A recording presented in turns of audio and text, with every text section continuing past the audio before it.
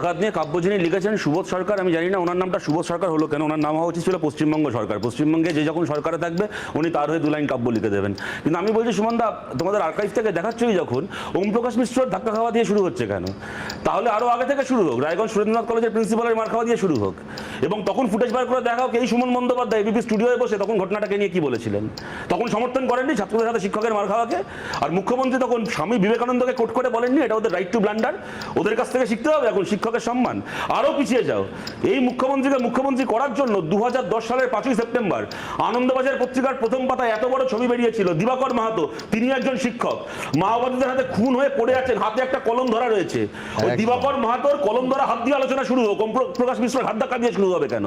আর আমি আজকের আলোচনায় আসছি সুমনদা, আপনি বললেন মেদিনীপুরের যারা ডিআই অফিসে যারা বিক্ষোভ দেখাতে গেছে তারা কেন আমরা যোগ্য সেই প্ল্যাকার্ড ডিআই এর হাতে ধরিয়ে দিয়েছে, ডিআইএস এর হাতে ধরিয়ে দিয়েছে। আর আপনি মশাই আগের দিন নেতাজি ইন্ডোর স্টেডিয়ামে আমরা যোগ্য প্ল্যাকার্ড নিয়ে বসছিলেন কেন দাদা? আপনি কি আপনার চাকরি গেছে? নেতাজি